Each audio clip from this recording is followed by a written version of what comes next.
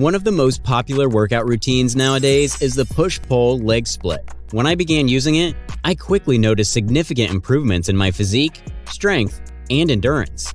That's why I encourage everyone to try training with it for a few weeks or months. Unfortunately, many influencers, coaches, and even bodybuilders overcomplicate exercise selection when it comes to this split. That's exactly why I created this video, to simplify the chaos and break everything down in an easy-to-understand way. Today, I'll rank the best and worst push-pull legs exercises using this tier list. The S tier represents the GOAT section, where I'll place the absolute best moves. On the flip side, the trash tier is for the D-ranked exercises, which are the ones you're better off skipping. I'll be ranking them based on 3 key factors: muscle activation, progressive overload potential, and how the movement feels overall in terms of technique and execution. With that said, let's start with push day. A well-structured push day workout should target the chest, shoulders, and triceps. As you know, each of these muscle groups has its own subcategories. However, since this is a push day workout, you probably won't have 3 hours to isolate every single part of each muscle. This is where the ranking of each exercise comes into play. Ultimately, the goal here is to highlight which moves provide the best bang for your buck in terms of muscle activation and efficiency. Remember, this is a push day workout, not a dedicated chest or arm day video. That said, let's start with the chest since it's the largest muscle group out of the ones I mentioned. Our muscles are divided into 3 areas: lower, middle, and upper. To achieve that 3D chest look, you need to target all 3 areas effectively. Let's start with the decline bench press. Personally, I'm not a big fan of this exercise. For starters, it doesn't target the chest evenly. It places more emphasis on the lower chest, leaving the upper and middle regions underworked. On top of that, it's highly risky for your shoulders, especially if your form isn't perfect. In my opinion, the risk-to-reward ratio just isn't worth it. That's why I'm placing it firmly in the B category. But wait, what about the decline dumbbell bench press? Here's the deal. Setting up for this exercise isn't exactly easy, especially when you're going heavy. Without a gym buddy to assist, things can get tricky. Handling heavy dumbbells often leads to unnecessary swinging just to get into position, which can be risky and make progressive overload harder to achieve. That said, dumbbells do offer a better range of motion compared to the barbell decline bench press, which is definitely a bonus. Plus, you can perform this exercise one arm at a time, a great way to address muscle imbalances and build symmetrical strength. When I weigh these 2 exercises on a scale, both have their pros and cons. The downside, like its barbell counterpart, this movement tends to emphasize the lower chest more than the middle and upper regions. That's why I'm placing this exercise right alongside its brother in the B tier. Let's talk about one of the OG moves, the flat bench press. This classic move targets all 3 heads of the chest. If you leave your ego at the door and focus on proper form, this exercise easily earns a spot in the S tier. The cousin of the barbell bench press, the dumbbell bench press, offers all the benefits of its counterpart with an added advantage: a deep stretch at the bottom of the movement. But as mentioned before, getting into the right position with dumbbells can be tricky. This slight inconvenience is the only reason why I'm ranking it in the A tier. I know I'm gonna catch some heat for ranking this move here, especially from diehard fans of Jay Cutler.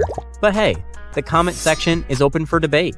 Next up, we have the incline bench press. Overall, this is a really good chest exercise, but it has a few small drawbacks. This variation of the bench press puts slightly more focus on the upper chest. Is that a bad thing? Absolutely not. Developing the upper chest is crucial for a balanced physique. However, when it comes to push day workouts, I prefer exercises that target all 3 areas of the chest more evenly. Another drawback of this movement is its limited range of motion, which can hinder full chest activation. Plus, if your form isn't spot on, it can increase the risk of shoulder strain, making it less ideal for long-term progress. This is why I'm placing this move in the A category. The same applies to the dumbbell variation. You're already familiar with the pros and cons of using dumbbells from the previous exercises, so I won't waste your time repeating myself like a broken record. That said, this movement earns its spot in the A tier. Can you sculpt an impressive chest using just your body weight? Absolutely. Dips are a fantastic option, and they are one of my favorite exercises. Beginners can start with assisted or resistance band dips, while more advanced lifters can add weight for extra resistance. But please, don't use weighted backpacks because you will get injured. Stick to a weighted belt or vest. And of course, there's always the classic bodyweight dip, which is also perfect. This exercise earns an S tier ranking.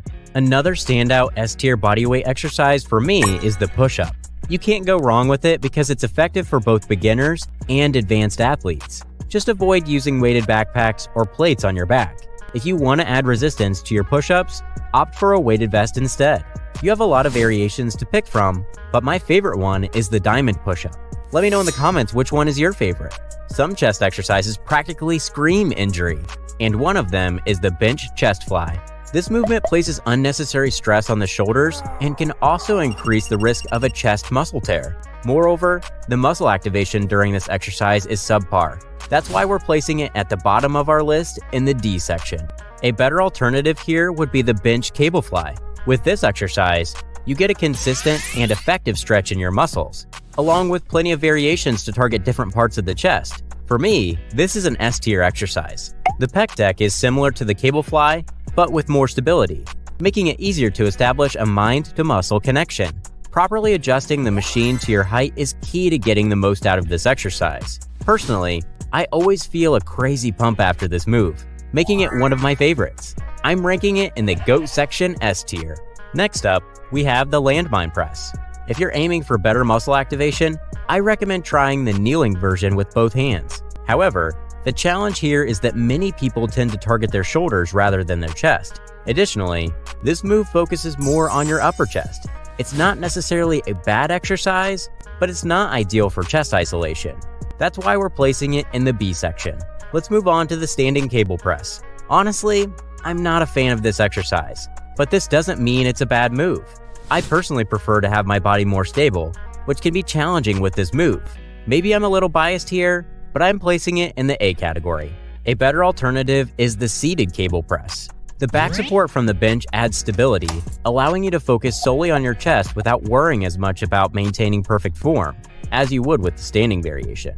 It deserves its spot in the S tier. If I have to pick the worst of the worst exercises, it's going to be the plate press. It's like an influencer-made exercise that's totally pointless. Definitely in the D tier for me. Now I want to talk about the Smith machine, which is a place where you can do many chest exercises. Well, I wouldn't necessarily say it's a bad machine, but it's not exactly a gold star either. The position you're locked into isn't ideal for muscle activation and could lead to injuries. I put it in the B category. The dumbbell pullover is a tricky one. Personally, I've never quite understood this exercise and never felt it in my chest. Plus, I've never seen Chris Bumstead doing this on chest day, so yeah, that's a D. I want to give you one more exercise for the S category, and that is the machine chest press. It offers all the benefits of a regular bench press, with the added advantage of enhanced stability, making it even more effective for controlled and focused muscle engagement. Now that you know the best and worst chest exercises, it is time to move to the next muscle group, which is the shoulders. Our shoulders have 3 heads: the anterior, lateral, and posterior deltoids. To achieve that 3D shoulder look, you've got to hit all 3 heads. Lucky for you, I'm about to break it down step by step. First off, let's dive into the dumbbell reverse fly. It's a staple in shoulder workouts, aiming to hit those rear delts hard. But here's the catch. When you grab those heavier dumbbells, your range of motion takes a hit. Ever struggled to extend your arms fully? Yeah, that's the downside. Less range means less muscle activation and time under tension, which isn't ideal. While it's a solid exercise, it's not exactly king of the hill. I'm giving it a respectable B on our ranking scale. But wait, is there a way to make this exercise better? The answer is yes. All you need to do is perform the move on the cable machine. This will put the exercise on the top of our scale in the S tier. Now, let's tackle the dumbbell cheat lateral raise, a move that zeroes in on those middle delts. It might sound a bit unfamiliar to some of you, but here's the deal.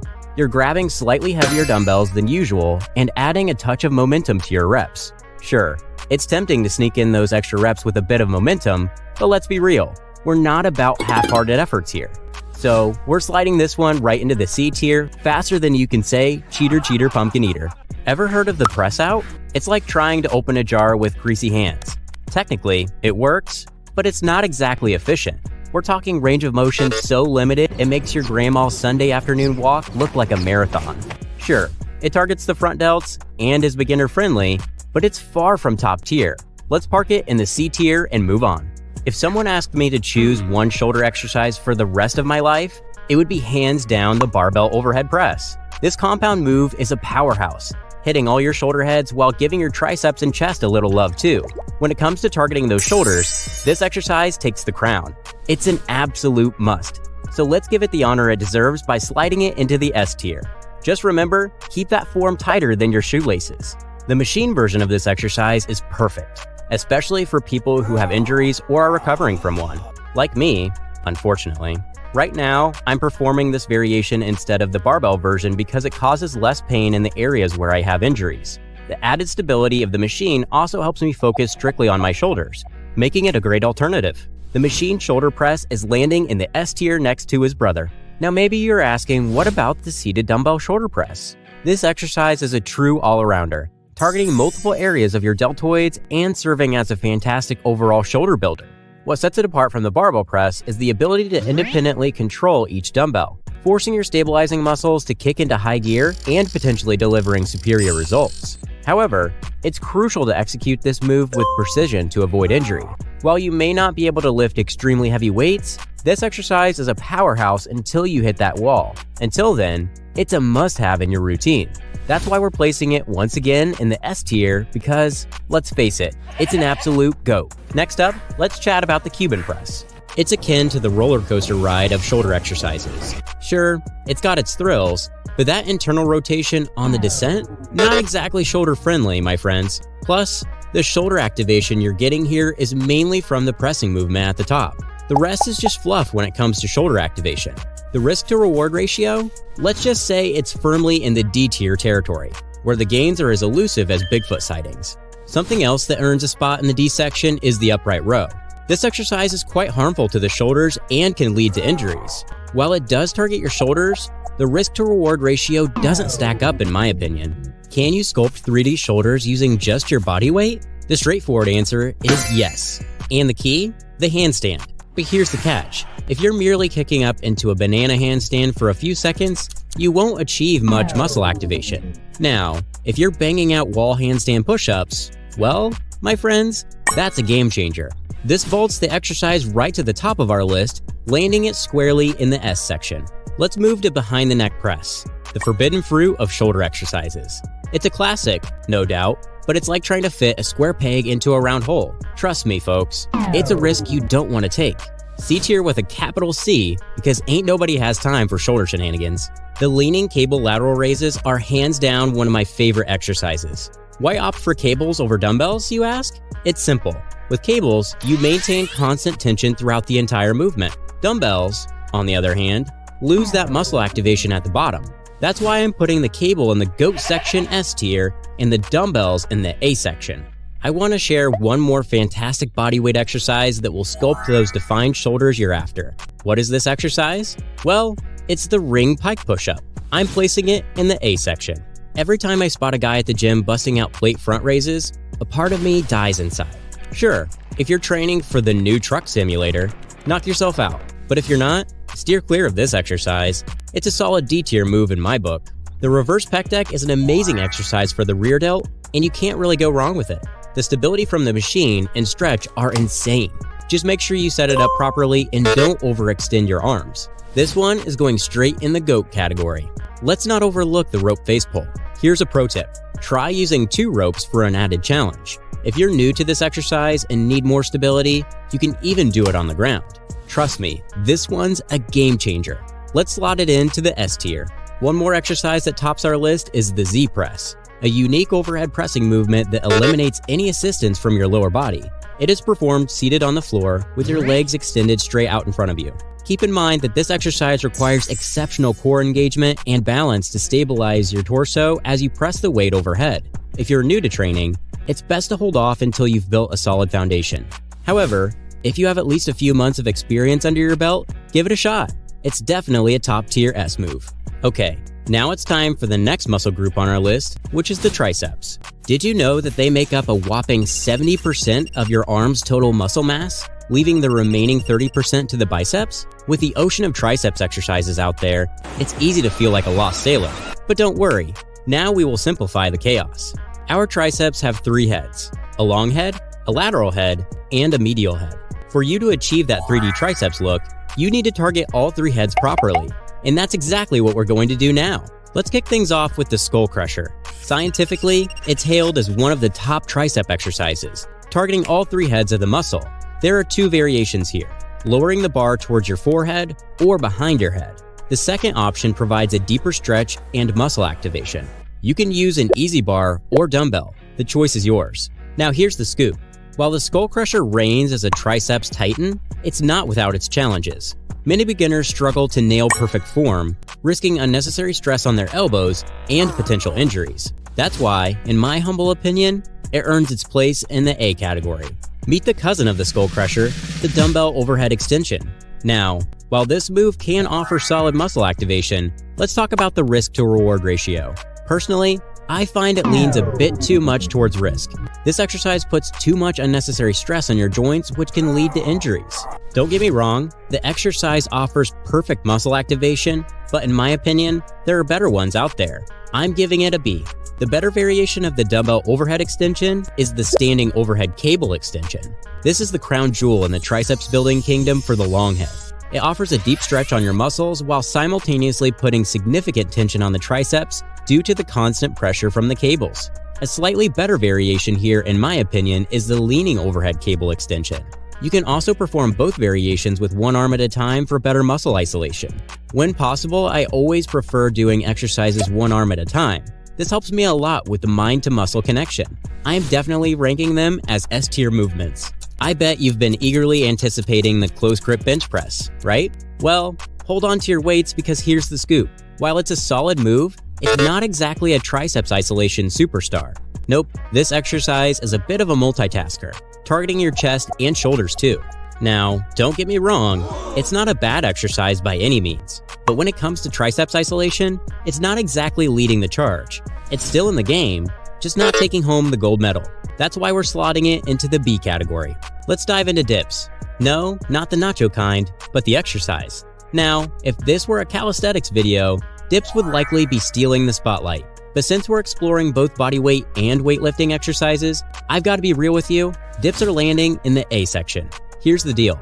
Just like the close grip bench press, dips are a bit of a multitasker. While they definitely work your triceps, they're also targeting your shoulders and chest. If you still decide to do them, make sure you keep your body upright to put more pressure on the triceps. Leaning forward will target more of your chest. While we're diving into bodyweight exercises, we can't overlook diamond push-ups. Let's keep this one brief because, you guessed it, it shares similar limitations to dips. That's why it's landing in the B tier. Moving on to the machine tricep pushdown. I know that not every gym has this machine, but for those who have access to it, it's a solid exercise. You can achieve good progressive overload with it. The machine's stability makes it perfect for both beginners and advanced athletes, helping you build a strong mind-to-muscle connection. This one is going in the A section. Bench dips are also a widely spread calisthenics exercise. However, the lack of progressive overload and minimal tricep activation make this exercise a miss for me. That's why it's landing in the D section. Next up on the list are lying crossover extensions. Absolute garbage of an exercise. Never even think about doing it. It gets a hard D next to the bench dips. Alright, let's move on to an absolute classic, the triceps pushdown. This exercise is a staple in many workout routines, and for good reason. Here, you have the option to use a straight bar, V-bar, or rope attachment, each offering a unique twist to the movement. Personally, I find all of them effective, but I have a soft spot for the rope attachment. The rope allows for a greater range of motion and better isolation of the triceps, giving you that extra squeeze at the bottom of the movement. A pro tip? Switch between all 3 variations for maximum gains. This not only keeps your workouts fresh and exciting, but also ensures you're targeting your muscles from different angles, promoting balanced development and preventing plateaus. Incorporating variety in your exercises is key to keeping your muscles guessing and growing. And here's the kicker. They all earn an S-tier rating from me. Whether you prefer the solid feel of the straight bar, the comfortable grip of the V-bar, or the versatility of the rope, you can't go wrong. Each attachment brings its own benefits to the table, making the triceps pushdown a must-have in every program. Moving on to the dumbbell triceps kickback. The issue with this exercise is that you only achieve significant triceps activation at the top of the movement, which doesn't make it ideal for muscle building. That's why it's going in the C tier. A better alternative to the dumbbell triceps kickback is the cable kickback. The cable machine's rope applies constant pressure on your triceps, addressing the issue found in the dumbbell kickback. This significant improvement elevates the movement to the S tier. Next, we have the cable crossbody tricep extension. This is a great exercise for targeting the long head of the triceps. The only drawback is that most people don't know how to perform this exercise with the correct form, which leads to less muscle activation. However, despite this limitation, it still lands in the A category. It's time for me to share my all-time personal favorite tricep exercise, and that is the elevated bench cable tricep extension. This isn't your everyday exercise, but trust me, once you try it, you'll fall in love with it. The only hiccup is the setup, especially the first time you do it. But after a few sets, you'll get the hang of it. The gains you'll achieve are absolutely worth the initial hassle. I'm placing it right at the top in the GOAT section, S tier. We're all familiar with that machine tucked away in the corner of every gym. Yes, I'm talking about the tricep extension machine. It sits there quietly, often overlooked, waiting for someone to give it a try. The path of this machine isn't really ideal for optimal triceps activation. Unlike free weights or cable systems that allow for a more natural and adjustable range of motion, the tricep extension machine tends to lock you into a fixed path. This rigidity can limit the engagement of your triceps and even put unnecessary strain on your elbows. Moreover, the seated position often required by this machine can reduce the effectiveness of the exercise, as it doesn't allow for the same kind of core stabilization and muscle coordination you get from standing or more dynamic movements. In my experience, this results in a workout that feels less intense and, frankly, less satisfying. That's why I don't recommend it, and why it lands in the C tier. There's simply much better options out there that offer more freedom, better muscle activation, and a more effective workout overall.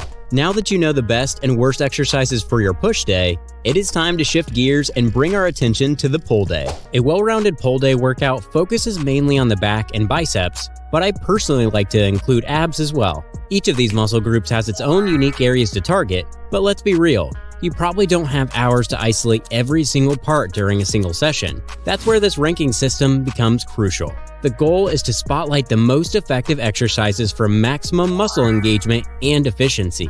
Keep in mind that this is a pull day workout, not a dedicated back or biceps only session. For example, the back has 4 main components, which are the lats, traps, rhomboids, and the erector spinae.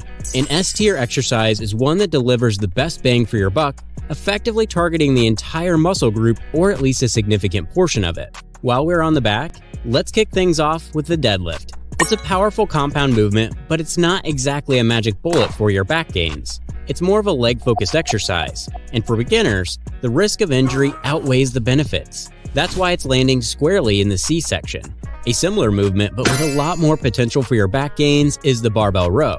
This is a better option than the deadlift, but it still has its weak points. When you're performing this exercise, you activate a lot of stabilizing muscles like your calves, core, legs, and glutes. This means that it makes it hard to make a strong mind-to-muscle connection with your back. While it's a solid exercise, it's not the pinnacle of back training, earning it a solid B tier spot. The dumbbell version of this move is equally effective, but it comes with a slight drawback. Eventually, you'll hit a plateau when you max out the available dumbbells in your gym. However, for most individuals, this won't be an immediate concern, making it a minor downside. Thus, it earns a solid spot in the B tier. Next up, we have the T-bar row. If you're a gym rat, you've probably seen legendary bodybuilders like Ronnie Coleman and Arnold Schwarzenegger perform this exercise. This is a solid B tier move. The reason I'm giving it a B is because it's a compound movement that involves multiple muscle groups. However, chest-supported rows offer all the benefits of the freestanding T-bar row with the added advantage of a more stable and secure feel. This stability enhances the mind-to-muscle connection, allowing for better muscle activation. It's an absolute beast of a back builder and undoubtedly deserves an S tier rating for its effectiveness. Let's dive into the world of pull-downs. With a plethora of variations and attachments available, the options are virtually endless. While delving into the specifics of each, I could easily turn this into an hour-long video, but I'll keep it concise. The truth is, every variation of the pull-down offers fantastic muscle activation. It just depends on which area of your back you're looking to target. For simplicity, I highly recommend sticking to the side-to-side lateral pull-downs. It's a foolproof choice, but don't hesitate to experiment with different variations to discover what works best for you. Overall, this exercise with almost all of its variations earns a solid S tier rating. Before we dive into the next one, A quick heads up, never go for behind the neck pull downs.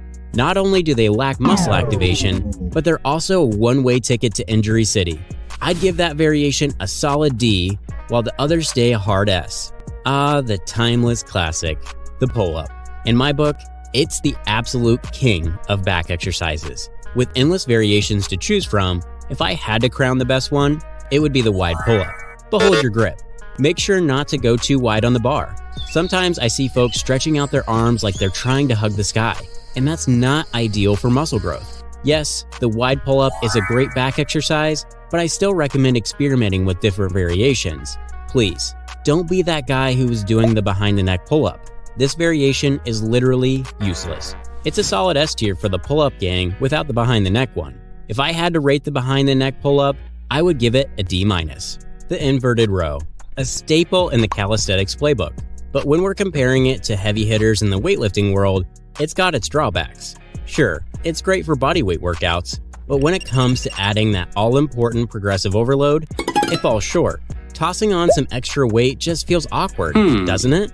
If this were a calisthenics video, it would be getting a solid S, but for hybrid purposes, it's landing a C. Cable rows are a personal favorite for many athletes. They provide a deep stretch on the lats while delivering a crazy pump, making them a standout exercise. It's no wonder they deserve a spot in the S tier category. The straight arm lat pull down is a fantastic move that targets the lats and happens to be one of my personal favorites. However, achieving a strong mind-to-muscle connection and executing perfect form are crucial to effectively engaging the lats. Many individuals struggle with this aspect, which is why I'm rating it a B. But for those who excel in mind-to-muscle connection, it can easily climb up to an A. I know you've been waiting for the one-arm dumbbell row, and the moment is finally here. This movement delivers an incredible stretch at the bottom and activates those muscles like a champ at the top. Now, the only hiccup is that some folks feel it more in their arms than their back. But fear not, that's usually a form issue. However, once you max out the dumbbells at your gym, progress can hit a roadblock. That's why it lands solidly in the A tier. Alright, let's dive into the Meadows row. This movement is like a symphony for your back, delivering a killer stretch and hitting your mid-back with sky-high tension. The beauty? You can target each side individually for maximum muscle activation. However, it's a bit of a time hog, which is why it's snagging an A rating. Let's talk about Renegade rows. I couldn't resist bringing this up after witnessing it in the gym yesterday. Honestly, it's the black sheep of back exercises. It feels more like an upper body compound movement than a true back exercise. While it's not necessarily bad for your upper body, it falls short when it comes to back activation. Sorry, but this one's getting a solid D. Let me know in the comments what you think about this ranking structure. I'm always open to debate and happy to answer any questions. Now that you know which are the best and worst back exercises, it is time to move to the next muscle group, which is the biceps. Our biceps have two heads, the long and short head. To achieve that impressive 3D look, you have to know how to target both heads effectively. But don't worry, I've got you covered. Let's kick things off with a true classic, the standing dumbbell curl. It offers excellent muscle activation and is perfect for everyone, from beginners to seasoned pros. Not to mention that it's a great fit for gym and home workouts. This is why it deserves its spot in the A tier. The incline dumbbell curl is a level up from the standing variation, but why is that the case?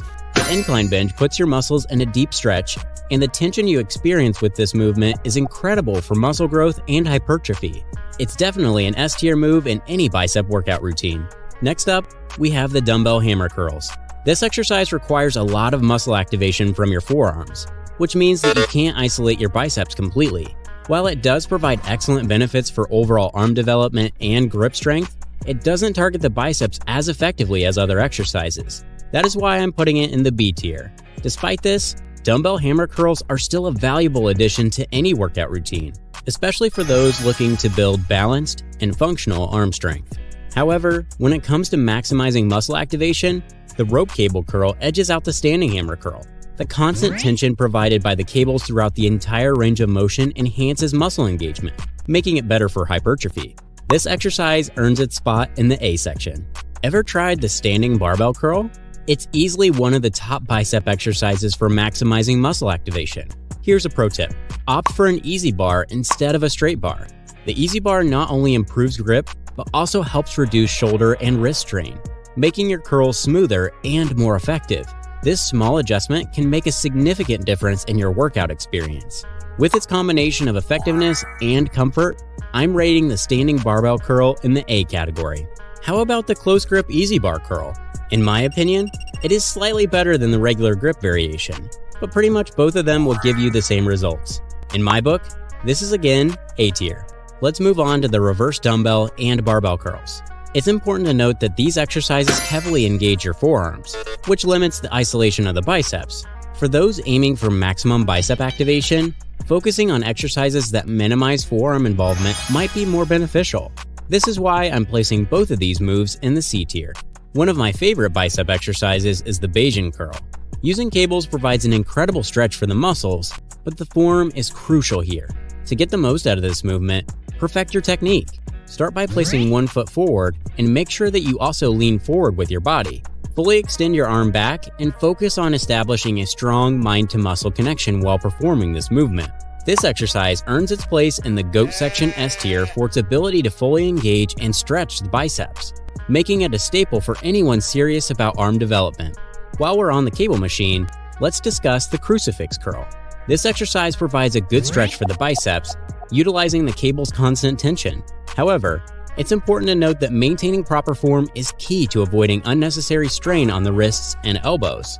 A lot of beginners have a really hard time performing this move with perfect form, which leads to less muscle activation.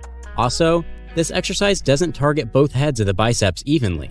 This doesn't make it a bad exercise selection, but it's certainly not the best. This is why we're putting it in the A tier of our list. Now let's dive into the preacher curl family. You can perform this exercise in 3 main variations: with dumbbells, an easy bar, or on a machine.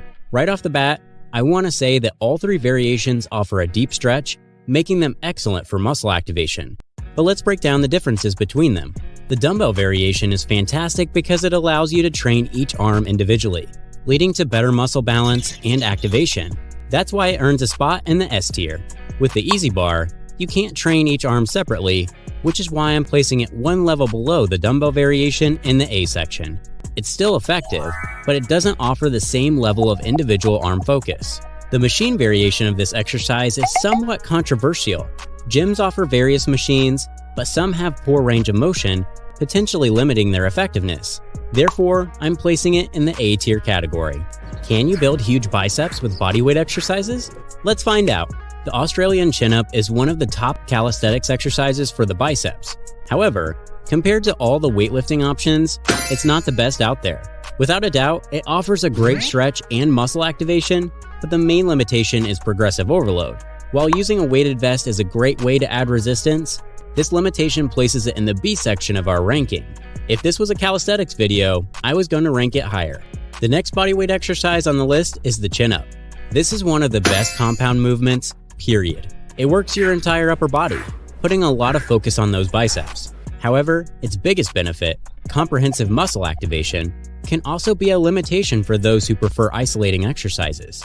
Despite this, it remains one of the most effective and accessible ways to build your biceps. Progressive overload is easy to achieve.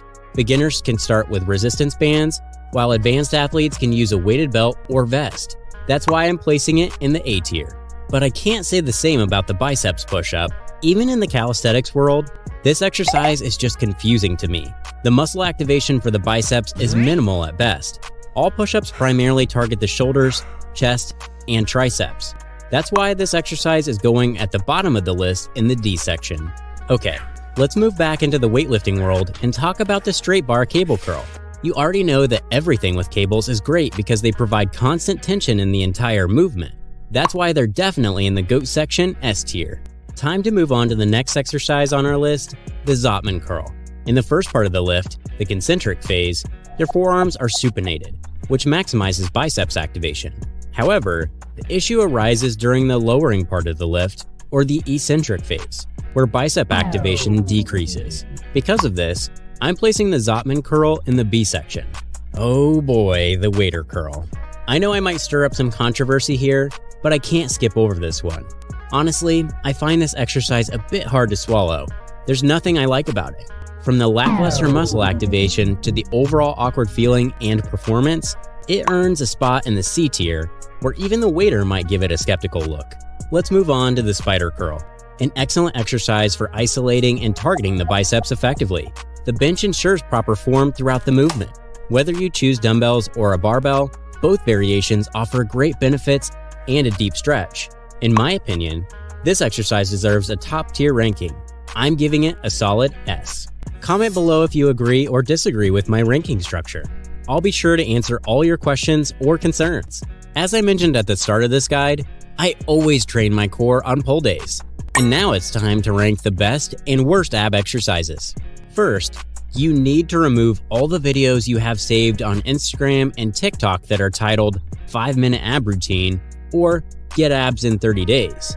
How about those HIIT-style circle routines? Let me ask you this.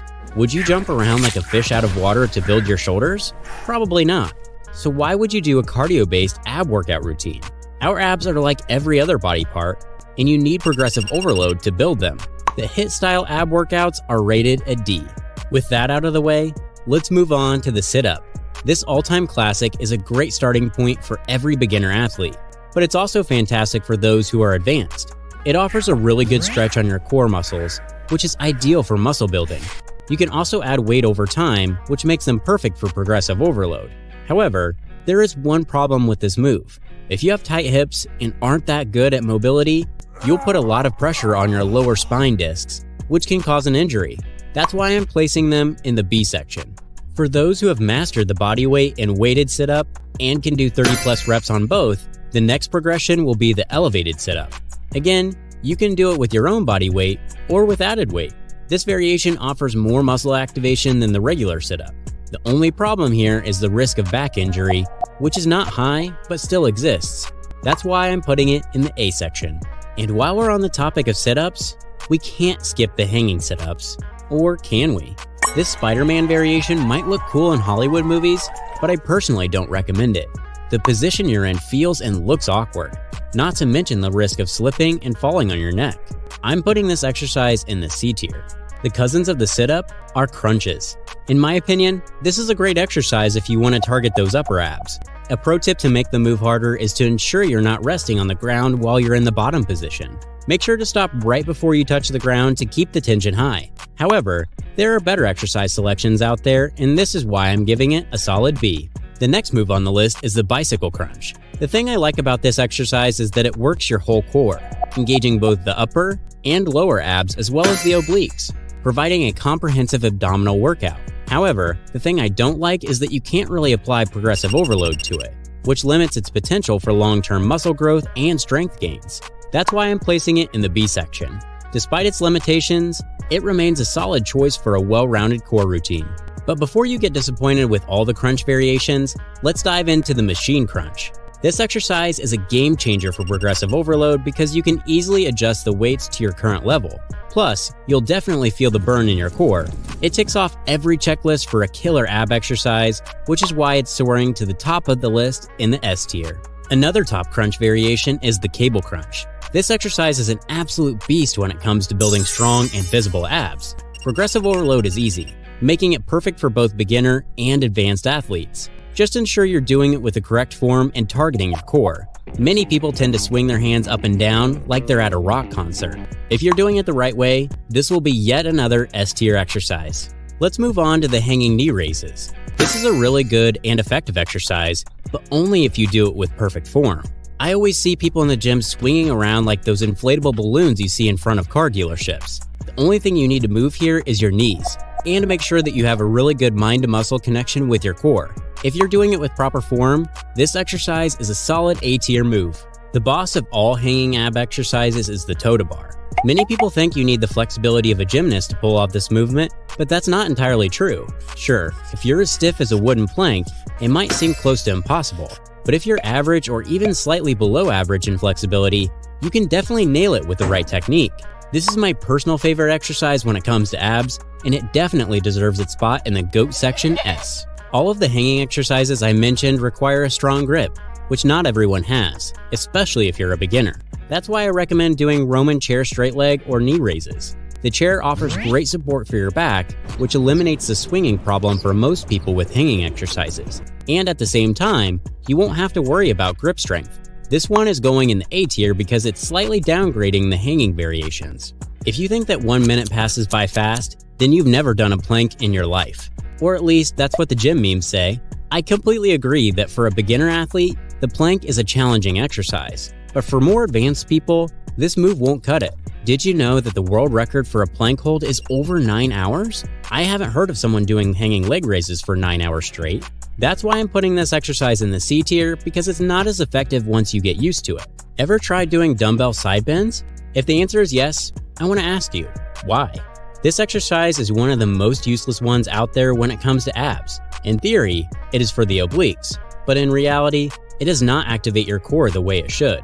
It also puts a lot of pressure on your lower back, which can lead to injuries. There are far more effective and safer exercises available to target your obliques without risking harm. This one's a solid D-. For sculpted obliques, nothing beats the cable twist. This exercise keeps constant tension on your core, ensuring optimal muscle activation. Plus, you can easily apply progressive overload to keep challenging yourself. It's a top tier move for sure, earning its spot in the S tier. Okay, your push and pull day workout is all covered, and now it is time to bring our attention to the lower body. A well-rounded lower body workout focuses mainly on the quads, hamstrings, glutes, and calves. Each of these muscle groups has its own unique areas to target, but let's be real, you probably don't have hours to isolate every single part during a single session. That's where this ranking system becomes crucial. The goal is to spotlight the most effective exercises for maximum muscle engagement and efficiency. Keep in mind that this is a lower body workout, not a dedicated quad or hamstring only session. S-tier exercises are the ones that deliver the best bang for your buck, effectively targeting the entire muscle group or at least a significant portion of it. Let's kick things off with the largest muscle group in our legs, which is the quads. They have 4 heads: the vastus medialis, vastus intermedius, vastus lateralis, and the rectus femoris. With today's exercise selection, the goal is to target all of these heads. With that said, let's kick things off with a well-known group of exercises, the squat. First up, we have the traditional barbell back squat. There are 2 main variations: placing the bar in the upper trap zone or on your rear delts. What's the difference?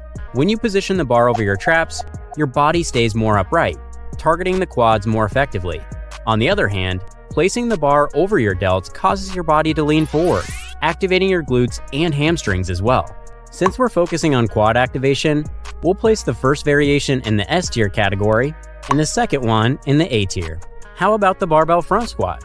This exercise achieves more muscle activation than the back squat thanks to the body's positioning. However, beginners might find it challenging to master the correct form. Many people don't realize that there are 3 different grip variations: the 2-finger grip, the cross-arm grip, and the strap grip. Choose the grip that works best for you. The muscle activation will be the same. We're placing this exercise in the A tier because not everyone is comfortable with the technique it requires. Now let's move on to the hack squat. This exercise is fantastic for beginners or those with lower back injuries or pain. The machine allows you to completely focus on your quads without engaging any stabilizing muscles like you would in a barbell squat. Recent studies show that the hack squat achieves the same muscle activation as the barbell squat. We are definitely placing it in the GOAT section S tier. The Smith machine, a staple in the gym rat meme community. Believe it or not, the Smith machine squat is a fantastic exercise. It offers excellent muscle activation and stability, making it beginner friendly. Pro tip: position your legs slightly more forward for even better muscle activation. But keep this position only for the Smith machine, because if you try it with a regular barbell, you'll probably fall on your face. This exercise is definitely an S tier move. The Bulgarian split squat might be one of the most hated exercises out there, but when it comes to muscle activation, it's definitely at the top. You can perform this exercise with dumbbells, a barbell, or on the Smith machine. My personal favorite is the Smith machine variation. However, all 3 variations are going straight into the S tier. Now let's turn our focus to the split squat. It's similar to the Bulgarian split squat, but doesn't quite hit the mark for quad activation. There are definitely more effective variations out there that will have your quads feeling the burn much more intensely, in my opinion. That's why we're placing it in the B section. However, if you still decide to do it, I recommend placing a weight plate in front of your leading foot or using an elevated surface. This adjustment can significantly enhance muscle activation. Dumbbell squats are a fantastic option for beginners, but for more advanced athletes, well, they are not the best option. As you progress, achieving progressive overload becomes more challenging. After you max out the dumbbells in your gym, you will have to hug a car and squat with it. Also, the muscle activation isn't quite as optimal compared to other exercises. That's why we're placing this move in the B section. Can you build massive quads with bodyweight exercises? Let's find out. Jumping squats are great for burning calories, but when it comes to muscle building and hypertrophy, they definitely fall short. They're getting a hard D rating from me. Next on the bodyweight list, we have the pistol squat. If your goal is to impress a random stranger at a party, you'll definitely turn heads with this challenging move. However, if you're aiming to build huge quads, it may not be the most effective exercise. For muscle growth, it's going in the C tier. How about bodyweight squats? They're undoubtedly one of the best moves out there for beginners. However, if you're serious about building substantial quad muscles, this exercise alone won't suffice. It's going in the C section for muscle development. You can't expect to build skyscrapers with Lego blocks, right? Sissy squats. A name that's as quirky as the exercise itself. These bad boys offer a deep stretch for your muscles, which is great for flexibility and mobility. However, when it comes to building serious muscle and achieving progressive overload, they fall a bit short. Plus, let's be real, the movement can be as awkward as a penguin trying to dance ballet. So, I'm slotting sissy squats into the B category. They're a fun addition to your leg day routine for sure, but maybe not your go-to for packing on serious quad gains. I want to share some quick tips that apply to almost every squat variation out there. If you're aiming for increased quad activation, pay attention to your leg positioning. For targeting both your quads and glutes, a wider stance can be more effective. But if you want to focus mainly on your quads, a closer leg position will be better. Now let's shift gears from squats and explore the 45-degree leg press. First off, technique is crucial here. Never extend to the full range of motion at the top of the movement. This common mistake can put you at risk for knee injuries. Make sure you note that. For muscle activation, this exercise is excellent, and achieving progressive overload is straightforward. Just don't be the guy who takes all the plates in the gym and puts 4 shipping containers, 3 tanks, and a cap for his set. I am placing this move in the A tier. The horizontal leg press, on the other hand, doesn't quite excel in muscle activation for the quads. These machines often have a limited range of motion, which is the main reason behind this assessment, earning it a spot in the C tier. While it's great for isolating the quads without putting too much strain on your back, it simply doesn't provide the full stretch and contraction your muscles need for maximum growth. Now, I want to talk about my favorite quad and overall leg exercise, the leg extension. This exercise is perfect for both beginners and advanced athletes alike. Here's a pro tip. Adjust your seat slightly back. Studies have shown that this adjustment provides a better stretch on your quadriceps, which is crucial for promoting hypertrophy and maximizing gains. By adjusting the seat, you can ensure that your quads are fully engaged throughout the entire range of motion. Additionally, incorporating advanced techniques such as drop sets and pausing at the top of the movement can further enhance your results. Drop sets involve reducing the weight after reaching muscle failure to continue pushing your muscles to their limits. Pausing at the top of the movement increases time under tension, stimulating muscle fibers more effectively. These tips not only optimize your leg extension workout, but also help achieve stronger and more defined quadriceps over time. I'm placing this exercise in the GOAT section S tier without a doubt. Deadlifts are undoubtedly a powerhouse compound movement, renowned for building overall strength and muscle. However, when it comes to targeting the quads specifically, they fall a bit short. Due to their primary emphasis on the posterior chain, like the hamstrings and glutes, deadlifts don't provide as much direct activation for the quads. Therefore, I'm placing deadlifts in the C tier for quad activation. Bosu ball squats. Oh boy. They're like the pineapple on pizza of leg day. Sure, they might have their niche, like if you're rehabbing an injury and need to work on those stabilizing muscles, but for the rest of us, it's a head scratcher. I mean, unless you enjoy the challenge of balancing on a wobbly surface while trying to squat, there are definitely better ways to target those quads. So, I'm dropping this one straight into the D tier. Step-ups. Great for giving your glutes a little boost. But when it comes to quads, they're like getting a high five from a T-Rex. Kind of awkward and not quite hitting the mark. This exercise doesn't quite give you that deep stretch that fires up those quad muscles. So, they're landing a solid C tier spot on our list. Step-ups are good for variety, but if you're aiming to pump up those quads, you might want to step up your game elsewhere. Comment below if you agree or disagree with my ranking structure. I'm always open for debate and ready to answer any questions or concerns. Now, let's shift our focus to the next two muscle groups, the hamstrings and glutes. Since they work so closely together, it makes perfect sense to rank them together. Let's kick things off with the first move on our list, the barbell squat. This move is fantastic for developing strong quads and glutes. However, it's not the best for targeting the hamstrings. While it does engage the hamstrings to some extent, the focus is primarily on the quads, which means it doesn't fully activate the hamstrings like some other exercises do. That's why I'm placing the barbell squat in the C tier. Next up, we have the Bulgarian split squat. I know many of you dread this exercise, and you might be cursing me for saying this, but it's actually one of the best moves for targeting the glutes and hamstrings. Here's a pro tip to make it more comfortable and effective. Try performing it on the Smith machine. You can also adjust your stance to target different muscles. Placing your front foot further away from the bench will engage your glutes more, while bringing it closer will shift the focus to your quads. For an added challenge, step onto an elevated surface or plate with your front foot. This increases the range of motion, adding more tension to the muscles and promoting better hypertrophy without needing to go super heavy. The Bulgarian split squat is landing in the S tier. Let's dive into the world of deadlifts. There are 5 main variations of this powerful exercise, each with its unique focus. Standard deadlift. This classic move involves lifting the weight from the floor with an emphasis on the concentric phase, without much focus on the eccentric part. This variation is really good for overall strength development, but when it comes to glute and hamstring activation, it falls short compared to other exercises. I'm placing it in the C section. Stiff leg deadlift. Similar to the standard deadlift, but with the bar positioned slightly further from the shins and closer to the top of the foot. This variation puts more emphasis on the hamstrings and lower back by reducing the knee bend. It is landing in the B section. Romanian deadlift. Unlike the standard version, the Romanian deadlift begins with a focus on the eccentric or the lowering phase. You keep the barbell close to your shins throughout the movement, maximizing the stretch in your hamstrings and glutes. This makes it a level up from the previous variation, and that is why I'm placing it in the A tier.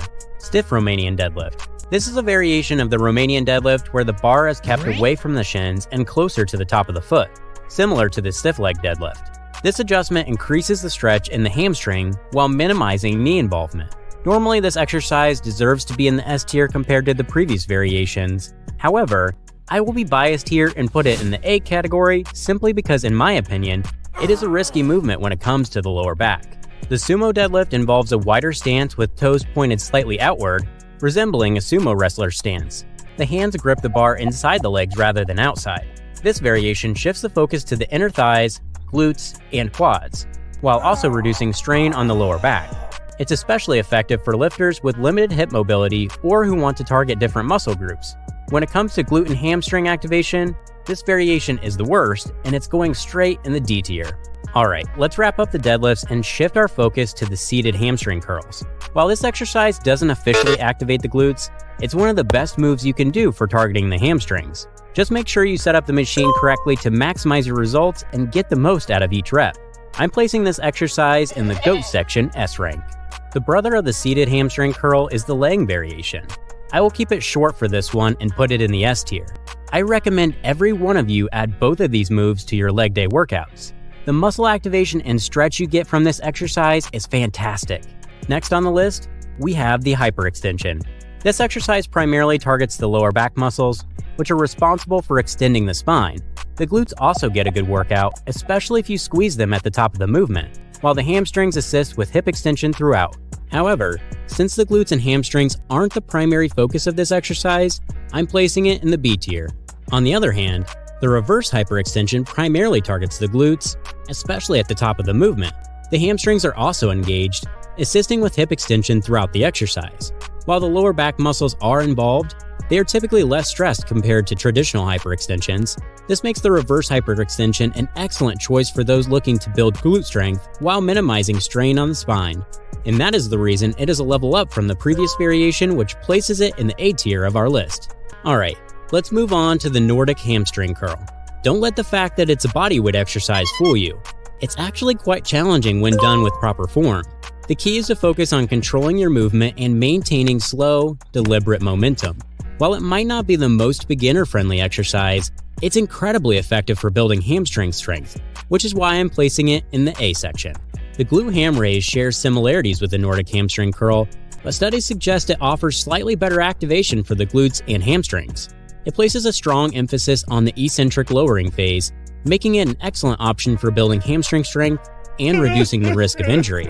It is landing in the S tier next to the other GOATs. Ready for another top-ranked move? Let me introduce you to the barbell glute bridge. Although this exercise is often associated with women, don't let that discourage you. It's incredibly effective for everyone, regardless of gender. Hypertrophy doesn't discriminate between men and women. Everyone can benefit from building strong glutes. To take your results to the next level, consider performing the barbell glute bridge on a Smith machine. This equipment helps you maintain perfect form throughout the movement and allows for consistent, controlled reps, which can significantly enhance your gains. By keeping your upper body stable and focused solely on driving your hips upward, you'll be able to maximize the activation of your glutes. Given its effectiveness and versatility, the barbell glute bridge unquestionably deserves a spot in the S tier. The barbell glute bridge and the hip thrust are similar exercises, but they have some differences in terms of execution and muscle activation. The hip thrust offers a greater range of motion since your shoulders are elevated on a bench, leading to more intense glute activation compared to the glute bridge.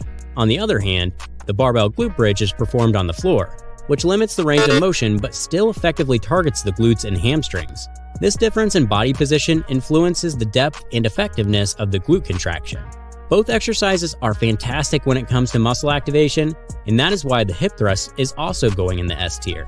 Glute kickbacks are a solid exercise, especially since the cables provide constant tension throughout the entire movement. However, achieving perfect form can be challenging for many people, and if you don't maintain proper technique, the exercise can become ineffective. That's why I'm placing it in the B section. It has great potential, but only if executed correctly. A better alternative to this exercise is the butt blaster. This machine makes performing the movement easier and can provide excellent results. The downside is that not all gyms have this equipment. However, if you do have access to it, I highly recommend giving it a try. It's definitely worthy of an A tier ranking. One glute exercise that is performed by a lot of women is the donkey kick. This move is not necessarily the best option when it comes to glute and hamstring development. The donkey kick primarily isolates the glutes, but it doesn't engage the hamstrings as effectively. Additionally, its range of motion and muscle activation can be limited compared to other exercises. In my book, this exercise is far from great and is going in the never to be seen again category, D. The next exercise is the step up. You don't see people often doing this move in the gym, but if you do, please go up and give them a gentle slap. The movement primarily targets the quads and can sometimes limit the engagement of the glutes and hamstrings due to the nature of the step and height adjustments. For me, this is a D-ranked move. Let me know in the comments if you agree or disagree with this ranking.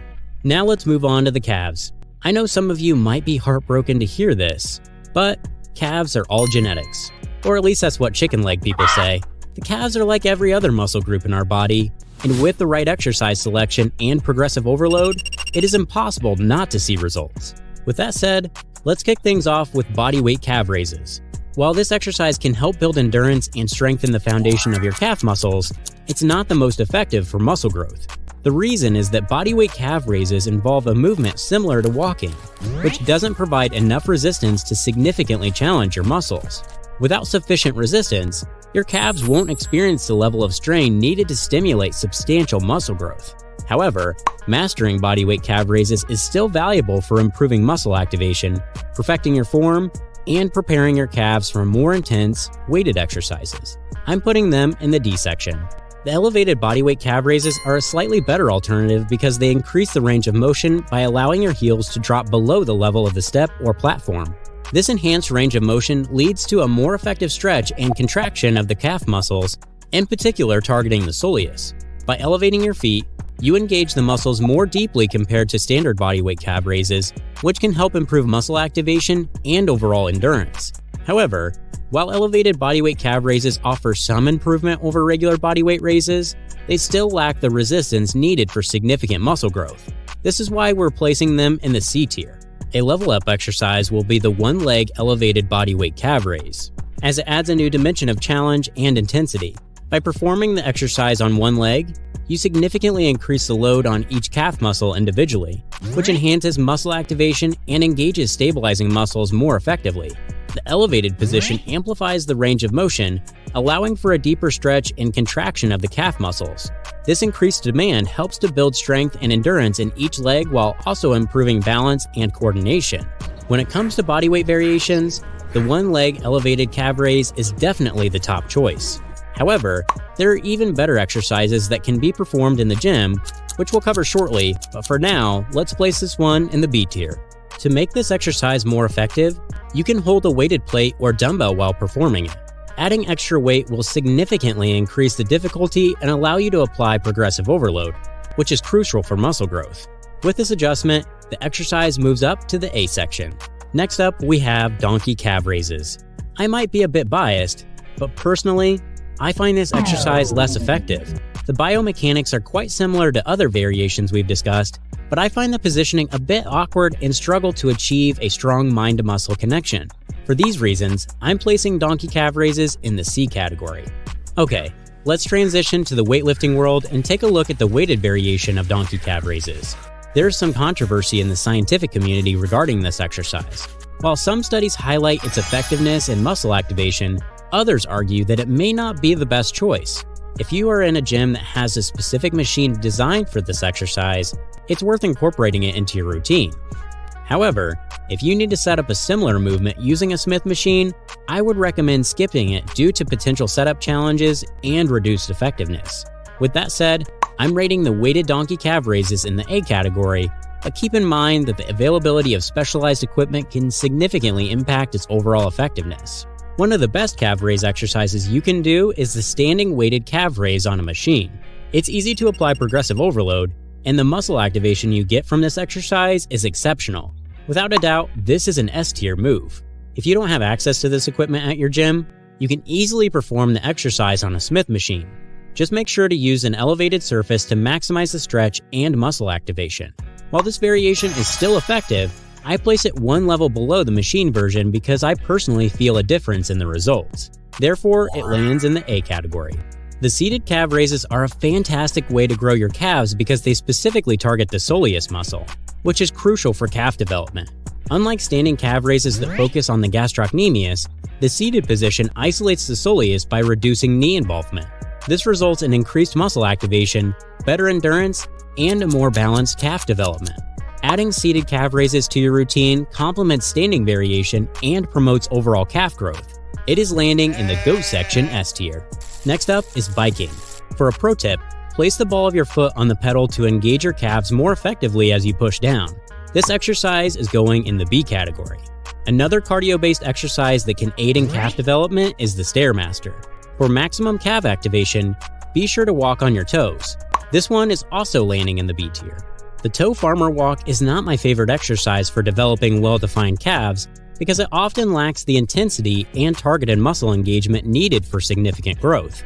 Unlike exercises that provide constant resistance and allow for progressive overload, the toe farmer walk typically involves carrying weight while walking on your toes, which may not effectively challenge the calves to the same extent. Additionally, it may not engage the calf muscles as intensely as exercises like standing or seated calf raises. This is why it's going in the B section. Leg press calf raises are effective for calf development because they allow for heavy loading. However, they might not be the best option for everyone due to their limited range of motion and less functional movement compared to other exercises. The horizontal leg press calf raise involves pushing a flat platform away from you, focusing on the calves in a straightforward position. In contrast, the 45-degree leg press features an angled platform that allows for a greater range of motion, providing a deeper stretch and more targeted muscle activation. That is why we are placing the horizontal variation in the B tier and the 45-degree one in the A tier. Now that you know the best and worst push-pull legs exercises, you might be wondering, should I only include the S tier moves in my routine? Actually, you can mix in some of the A tier ones as well. These exercises are comparable in terms of muscle activation, progressive overload potential, and overall effectiveness, offering a great balance of proper technique and optimal muscle stretch. The other question you might have is how many exercises you should include in your program. I recommend selecting anywhere from 1 to 3 per muscle group. I also recommend incorporating 1 to 2 rest days after completing your push-pull legs routine. Let me know in the comments if you have any questions, and I'll do my best to respond as fast as possible. And if you haven't already, make sure to watch my full video series where I rank the best and worst exercises for muscle building.